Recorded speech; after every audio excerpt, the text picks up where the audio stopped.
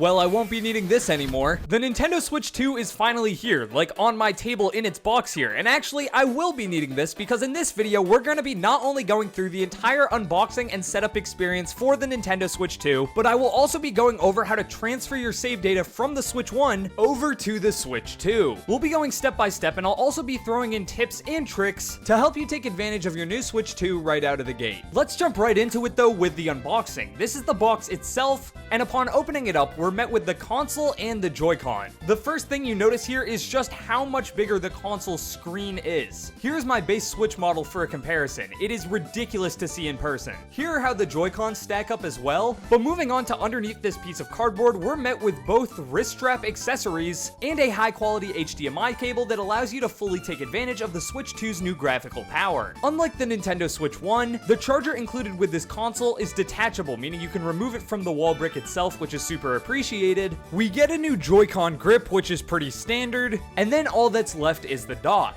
The dock itself feels a bit heavier, it has nice rounded edges, and in my opinion looks a bit cleaner than the original. Now before we turn on the console itself, I need to stress this. There is a small, basically unnoticeable layer of film over the Switch 2 screen. You are not really supposed to even know that exists, and you're definitely not supposed to remove it. So don't start picking at your screen thinking that there's some piece of plastic you can take off it. That thing's supposed to be there, and as soon as you take it out of this bag, that is just how the console is. So don't try and like peel off the plastic that is part of the screen. Yes, even if you are going to apply a screen protector, you still don't take that thing off. You just leave it on. Speaking of which, here's another tip. You're gonna want a screen protector. If you're following along with this video, you just unboxed a $450 console that is meant to be used portably. You're gonna want to protect this thing, and that's where channel sponsor dBrand comes into play. Very glad I get to work with dBrand here because I can genuinely say their products are really high quality. You do not want to be messing around when it comes to protecting this new console. You don't want to be scratching the screen as you slide it in and out of the dock, and dBrand's screen protectors come with a cleaning kit and a mechanism that makes it extremely easy to apply perfectly every time. Also have to give a shout out to their Kill Switch 2 case. It fits it perfectly. You can still detach the Joy-Con and everything. There's an included dock adapter, so you can still dock the console with the case on. You don't have to take it off every time you want to dock it. And the case itself even has these awesome quick release cartridge holders, and the whole thing's built really solid. Like, these aren't going anywhere. You're gonna want to protect your new expensive system, and you don't want to cheap out on said protection. Use my link to check out dBrand's Switch 2 accessories in the description to help support the channel and help protect your Switch. Now, before we jump straight into the setup of the Switch 2 itself, we need to go over how to transfer your save data successfully from your Switch 1 console. The first thing you're going to want to do on your Switch 1 is go to settings, scroll all the way down to system, and then update your system, or at least make sure it's on the most recent firmware. This will allow you to successfully transfer your save data and ensure the process be as smooth as possible. So what stuff can actually be transferred over? The answer is your user profiles and Nintendo accounts, purchased digital games, game save data, screenshots and videos, and the parental controls. To get all that stuff transferred over, once again, go to your system settings, scroll all the way down to system, and then scroll all the way down to the bottom of that menu, and click on the System Transfer to Nintendo Switch 2 option. From there, you can click Next, click OK, then you either click Done or I don't have a Nintendo Switch 2 yet. Either of these options actually work. As far as I know, it's just the difference between a local transfer and using Nintendo's own servers. When you proceed, you might get an error like this if any users on your Switch 1 need to agree to any updated terms of service, but after that's resolved, Nintendo will explain to you how the system transfer goes and then give you your own download deadline for your data. This should not be an issue as they give you a full year, but it just means that they will store your data on their servers for that year. And if you take too long, it's gone. So you definitely don't want to miss out, but also it takes a full year, so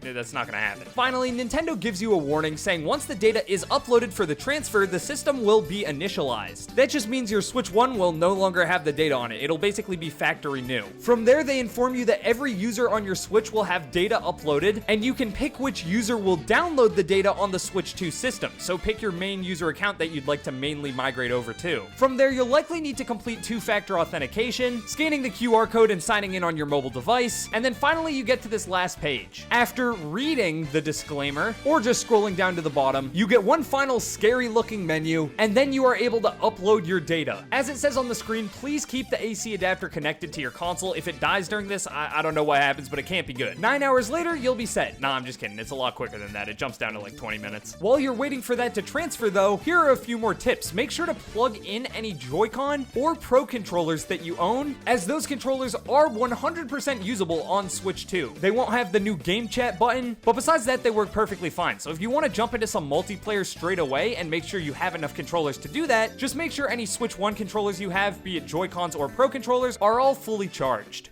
Alright, it's finally time. Let's get to the setup of the Nintendo Switch 2 itself. As soon as you turn this thing on, you're prompted to pick a language and then your region. After that, you have to read and accept the end user license agreement, and then you connect your console to the internet. After your Switch 2 is hooked up to the Wi-Fi, the console will update itself to the latest firmware, and you get to pick your exact time zone. After that, there are a bunch of different slides kind of just explaining either new features about the Switch 2, such as the new port on top of the console itself, how the Joy-Con work, and just other stuff to help you get familiar with the console. After that, the console continues downloading its update data, updates itself, and then we finally get to the other end of the transfer. That's right, we've already sent the data from our first Switch up into the cloud, and now we bring that data back down in our Switch 2. Nintendo prompts you to insert a micro SD card. Remember, the only micro SD cards that work here are the Express micro SD cards, so there's a decent chance the micro SD card you're already using for your Switch 1 will unfortunately not work on the Switch 2. Then you have to sign in with your Nintendo account. After linking your account, Nintendo lets you decide which data you want to download. In my case, and likely your case as well, one option will pop up here, your original Switch 1. Select it and then wait, because the system's got to transfer. Once that's complete, Nintendo will let you import screenshots and videos from your micro SD card, so if you have a micro SD card with important screenshots and videos, now's the time to insert it. You also don't need to do this right now, this can be done at any time, so after passing through that menu, the system transfer is complete. From there, all that's left to do is hit the home button, and wow, you're into the Nintendo Switch 2.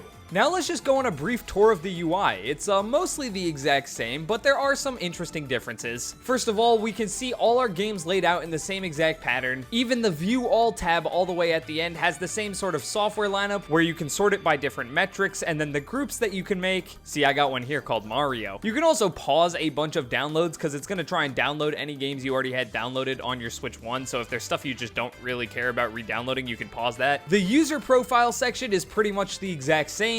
And in additional software information for each software, you can see exactly what type of software it is, whether it's a Nintendo Switch game, a Nintendo Switch 2 game, or presumably also like a virtual game keycard or, you know, all that stuff. If you go to the controllers menu, you'll see a couple new options, with the most interesting one by far being how to use mouse controls. You get a brief tutorial explaining that you can use the Joy-Con as a mouse now, and you can do this anywhere you want, in the eShop, the NSO app, or just in the home menus itself. In fact, I'll use it for the rest of this tour. Next up, if we take a look at settings, pretty much everything here is the same. There are plenty of new display settings though, because the Switch 2 now includes like 4K, 120Hz refresh rate, and HDR. Gotta turn the system from basic light to basic dark. And then beyond that, there are other things like Game Share, your photo library, which will have all the photos that were saved to your original Switch's internal memory, and the News app, which is looking particularly barren tonight on launch night. Next, let's take a look at Game Chat, which has to be set up before it can be used. Not only does this require you to read the terms of conditions and basically just admit that you're not going to be a jerk on Game Chat, but you also have to link a phone number. This is done through your Nintendo account, so once again, you're going to have to scan a QR code on your phone and add the phone number from there. Once Game Chat's all set up, you can either create a chat or check out your chat list. Next, we have the eShop, which has some new things, but by and large is very similar. However, one thing I'll say is definitely different from the eShop on the Switch 1 is, man, this thing actually runs decently. It took us 8 years, but we have an eShop that doesn't lag. Thank you, Nintendo. There's also this new recommended section, which has games tailored to your preferences. Beyond that, let's back out of the eShop and go into the NSO app. Again, this all looks relatively similar to how it looks on Switch. Let's celebrate the launch of the Switch 2 and Mario Kart World by buying this brand new icon for our profile picture. And yeah, besides that, there's not too much else here. Again, all the menus and stuff are relatively similar to Switch 1, obviously just including some new settings and features to fit with the new console. With that out of the way though, hopefully you guys enjoyed this video going over the unboxing experience, how to transfer your data over, a couple of tips and tricks I thought important to mention, and even a little tour of the menu. If you guys did enjoy this video, hit the subscribe button for so much more Switch 2 coverage, and again, check out dBrand's accessories using our link in the description. If you're thinking about purchasing a screen protector or a case, I can't recommend them enough, and using our link seriously helps out a lot. With that out of the way, thank y'all for watching. I'm Thomas from the Switch 2 Stop. Whoa, that's crazy. Signing off for now. Peace.